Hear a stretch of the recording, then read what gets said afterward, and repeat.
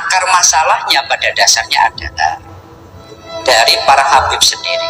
Oknum ya Pak? Oknum tapi kok ketorone akeh gitu Mas. Masalah. Oknum tapi kok banyak gitu. Masalah. Yang tampak loh ya, yang tampak. Bahwasanya mereka itu merasa superior, di mana melihat mereka adalah makhluk spesial. Sedangkan kita yang tidak spesial. Itu kalau kita itu mungkin karetnya satu, kalau mereka karetnya dua itu Mas. Ya, ya. Karena menunya kan spesial itu kalau nasi bungkus ya. Makanya dalam hal ini kita perlu untuk mensikapi secara ilmiah. Itu yang pertama. Yang kedua, masalah perhabiban itu saya bahkan pernah ditelepon sendiri ketika dalam salah satu wacana diskusi dia menyampaikan satu argumentasi berdasarkan kitab Mannail Qotton. Kemudian saya punya kitabnya dan saya tahu persis yang disampaikan gak sesuai dengan kitabnya. Maka saya foto kitabnya, kemudian saya sampaikan yang Anda sampaikan tidak sesuai dengan kitab ini, Beb. Kemudian dia dengan argumentasinya, bahkan saya tes, udah kalau memang Anda ngomong seperti itu, baca kitab itu. Ternyata baca pun juga gak bisa. Akhirnya itu telepon secara pribadi. Dia menyampaikan, saya gak akan memberikan syafaat pada inti di akhir. Saya pokoknya gak mau menolong inti di akhir. Saya jadi berpikir bahwa loh, ini berarti tidak hanya sekedar isu di media, keyakinan di lapangan, faktanya mereka juga merasa punya hak di surga ini. Itu berarti sudah stereotip di pikiran beberapa orang tersebut ya, kurang lebih gitu ya. Kalau saya melihat dari yang saya alami itu kelihatannya ya begitu, tapi kita tidak boleh mengeneralisir, tidak boleh kita menganggap semuanya begitu. Cuma saya pernah mengalami begitu. Maka saya melihat orang ini kok begitu. Padahal kan kita kan nggak boleh mengklaim bahwa kita itu pasti di surga, apalagi sampai memiliki hak untuk memberikan syafaat seperti itu. Makanya gitu ya. Lah ya makanya sekarang itu ditanya sebuah tanda tanya besar. Mereka itu sebetulnya sopo gitu Mas. Tapi kembali lagi bahwa terlepas dari itu masalah yang pernah saya alami, karena kita bagian daripada orang yang menggeluti ilmiah, dalam hal ini tafsir, dalam hal ini hadis, dalam hal ini fikih, maka kita harus mensikapinya secara ilmiah. Saya melihat bahwa sekian banyak perdebatan di media sosial itu menjadi tidak sehat ketika sudah keluar dari ranah ilmiah. Caci maki, kemudian menyudutkan, bahkan merendahkan.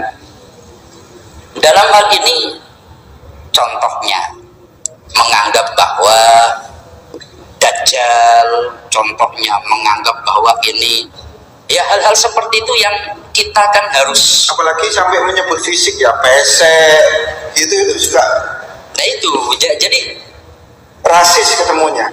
Itu adalah hal yang tidak diperkenankan. Rasulullah sendiri kan beliau dalam salah satu khutbah terakhirnya, kita itu nggak boleh untuk membeda-bedakan antara kulit hitam dengan kulit yang tidak hitam, antara orang Arab dengan Ajam. Itu salah satu khutbah terakhir Rasulullah ketika Rasulullah haji.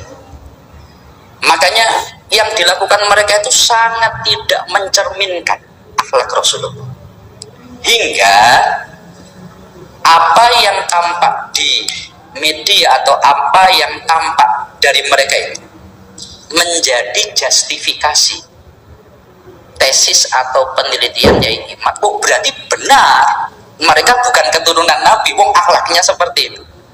Itu muncul kecurigaan ya, kecurigaan akhirnya diteliti, kurang lebih gitu ya. Jadi Yai Imad itu kalau kita pelajari dari pengakuannya, penelitian itu kan juga didasari kecurigaan tadi. Yes, ada gejala itu. Kok ini katanya keturunan Nabi tapi kok akhlaknya begini. Setelah diteliti, itu kok ternyata nggak ketemu sama sekali. Maka beliau sampai sekarang kalau menurut Kiai Said Akil Siroj, Ya. itu kan belum ada satupun yang bisa membantah tesis beliau Ilmiah ya? secara ilmiah. Kecuali muring-muring. Ya kecuali marah-marah. Kalau marah-marah itu ya kita anggap itu orang awam lah itu. Karena kalau kita ngikuti perdebatan yang caci maki itu nggak akan ada habisnya. Dalam hal ini saya di beberapa tempat, di beberapa kesempatan saya menyampaikan bahwa ya kalau secara ilmiah saya mendukung ya iman. Tapi kita tidak akan mengikuti orang-orang yang kata-katanya kasar sebagainya. Karena jenengan adalah masyarakat yang berpendidikan, gitu. Artinya menghormati satu teori keilmiahan itu sangat menghormati hal itulah. Iya, jadi satu contoh begini. Ya, dalam hal ini kita tidak bisa menyebut lembaganya, tetapi kita bisa mengambil contoh dari orang di dalam lembaga itu. Ketika keturunan Wali Songo, mereka itu oleh Robitoh Alawiyah disebut sebagai keturunan Azmat Khan, yang itu biasa disebut Basaiban atau Azmat Khan ini. Tetapi ketika dari keturunan Wali Songo itu meminta isbat, artinya diakui sebagai keturunan Nabi jalur ini, mereka mengatakan menolak keturunan Azmat Khan sebagai keturunan Duriyah Nabi disebabkan nggak ada kitab yang menjelaskan keturunan ini selama 500 tahun. Dasar penolakannya itu karena nggak ada referensi selama 500 tahun. Kemudian dari keturunan Wali Songo itu akhirnya meneliti kembali dan ternyata ditemukan bahwa ada manuskrip-manuskrip yang ini ternyata tidak sambung ke Ba'alawi, tapi lebih sambung ke Musa Al-Kadhi. Dan beberapa orang yang dari keturunan Wali Songo setelah meminta isbat ternyata dapat